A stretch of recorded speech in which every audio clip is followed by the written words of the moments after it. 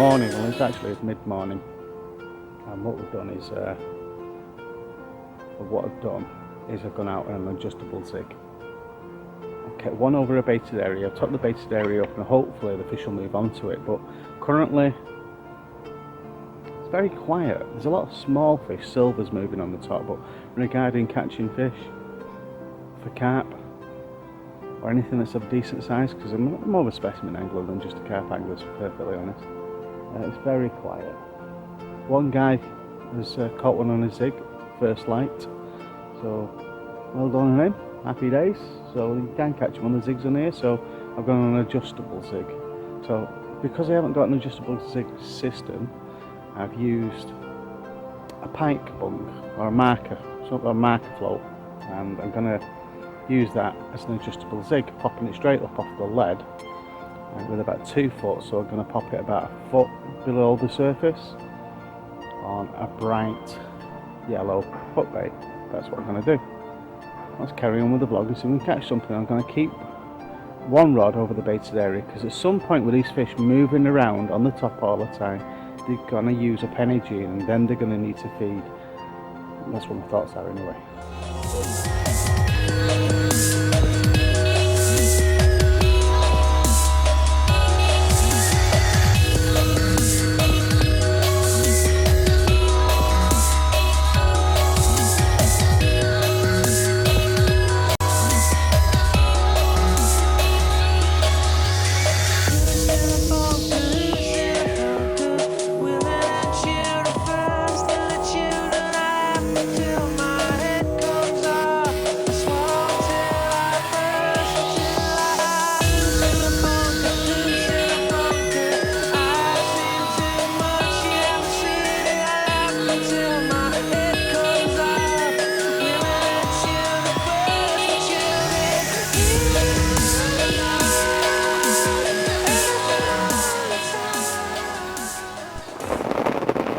Whoa! Tell you what, the first 4 hours of fishing, it was great. Nice and clear, lovely skies, fish up on the upper layers. Looking at the water now, looking back in hindsight, the fish are up in the upper layers because it's been warm, and there's more oxygen at the top of the lake and nothing at the bottom of the lake. So we're putting the particle down on the bottom of the lake. It was a bit tough going because the oxygen levels at the bottom of the lake was a lot lower. Now a lot of people don't look at this, or don't look this way in fishing, but that's one of the reasons why sometimes it's best to go on zigs. I didn't go on zigs, I just stayed on the bottom. Now it's been about 24 hours, and as a result we've had a fish. Right, so it's chucking it down with rain, it's going sideways, and there's not one reason why I should hold a fish, or anybody should hold a fish in the pouring down rain just for the sake of a snapshot. So it's unhook, put straight back in the water. That's exactly what happened there. So we carry on. We're going to do another 6 hours and then try and catch fish in that time. But to be honest, it's cold, wet, damp. It's been like a full-on storm. Right, well, I've been stuck in the bivvy. I've been sent to, now I thought it was going to be quite special, to be honest. I was sent this light here. Now I've got countless other lights. I've got countless other lights. I've got an NGT one. I've got 2 Ridge Monkey lights. So, to be perfectly honest, the last thing I needed was another bivvy light. This one charges your phone, the NGT one. I've done a video on the NGT light, that's fine. Not paid to say this, by the way, I'm just looking at something. Then I've got 2, one remote control, one non-remote control. I used to have another one as well, but to be honest, the problem I had with the other one is it wasn't waterproof. I put it outside, it rained, and it stopped working. But this is just a great light, to be honest. This is just a white. It's just white, just 2 settings of white and a red, 2 settings of red as well. This one is just 4 settings of white with a charger on it. This one apparently isn't the finished product. This one apparently isn't the finished product. It's It's waterproof. It's got a charging point in there. It's got white, 2 settings, red, 2 settings, green, 2 settings on green. Now, it's also got an SOS one as well. So on the remote control, this is remote control, it's got SOS settings. So I've messaged the guys and I said, really, we don't really need SOS settings. I'm trying to find the remote controls. Here, there's the remote control. I don't really need that.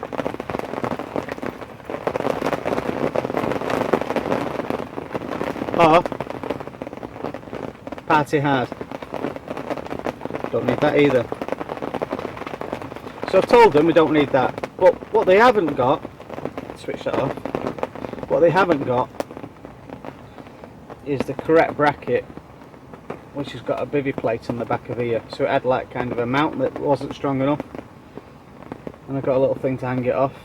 But what I find interesting about it is it's waterproof. It's utterly waterproof. So I can actually mount that near my rods, or close to my rods, with the remote control. When the rods go, switch the light on so I can actually see what I'm doing. So I like the idea of that. So that's not a finished project, so I'm waiting for them to get back. But again, I thought I was the only person being sent that. It's only on a Facebook group. That was one of about 37 throughout Europe, all with the link to buy it. Well, I don't think it's worth putting a link on just yet until it's a finished product. And I'm not going to mention the name of the product just yet, but it's just to give you an idea what I've been up to. So that's just another bivvy light. It's just a bivvy light. I've got loads of them, to be perfectly honest. But I'm grateful that they sent it, don't get me wrong, but it's from China and it is kind of well made, but it's not the finished product. Something else to talk about.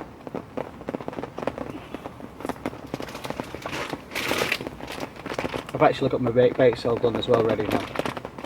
So I've got to be fishing completely and utterly with my own baits now. With great deliberation, I was trying other bait companies out, different things. I thought, oh, I'll just try and just be straightforward with things and say, oh, I'll use this, use that. But the only things I'm going to try and use differently is pop-ups, because you need a good variation of different kinds of pop-ups.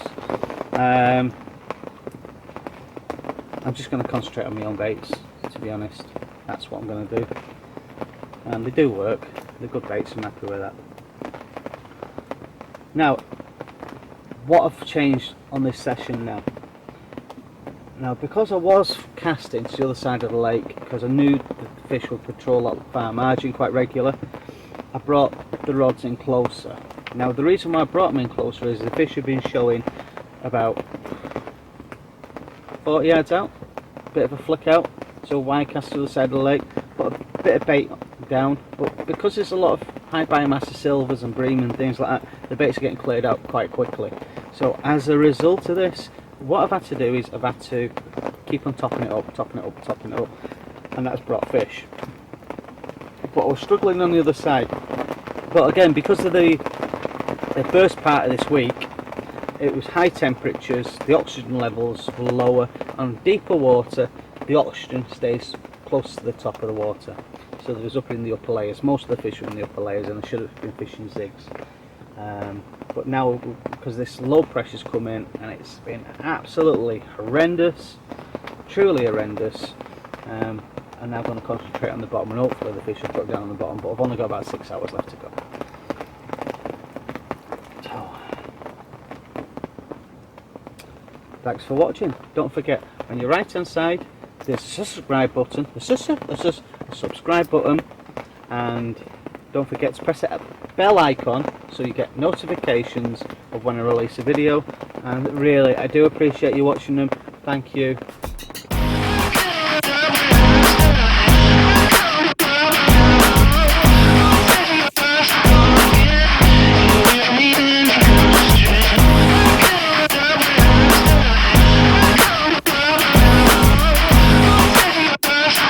Yeah. The little crabby pop-ups have just done the trick. Still chucking it down with rain, by the way. And that was done on helicopter and the little Ronnie rig. Yeah, nice and simple rig, which is both also hand sharpened. Always make sure they're sharpened. We've got a nice little common here. Tell you what, the fish is really warm and it's in great condition. It's a nice looking fish, all the same. Right, let's pop it back. Let's not keep it out for too long and see if we can catch another one. No idea of the size, I've no interest in the size, just getting out and enjoying myself and trying catching a fish, so that's the most important thing.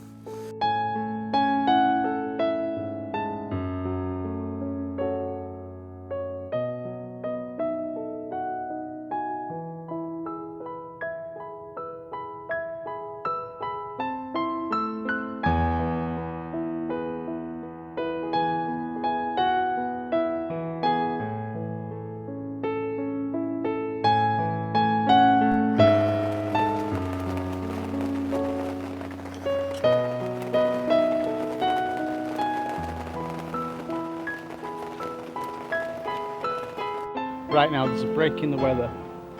The tactics have worked. Particles, crab boilers, not fishing at range, fishing more closer in, 40 yards instead of going to the other side of the lake. Also feeling for a hard spot. What I would advise you do when you fish somewhere like this is actually put a lead out first without a rig on it and just find for a hard spot. Clip it up, look for a point on the horizon, and fishing just about there, 40 yards out. If you can do that, then that's great, because then you can actually pick a point at night. Don't go too far up, but you've got to feel that donk down, feel the lead down. This place is quite silty, and what I have learnt is that you've got to feel that donk down, get bait tight on top of it. You will get wiped out by bream and other species, but keep on putting the bait in, recasting the rig again, make sure the bait's okay, and plonk it down. That's the way you're going to catch fish in here. Used to be alright. What happened? Did the cat get your tongue? Did the cat get your tongue? Did the string come undone?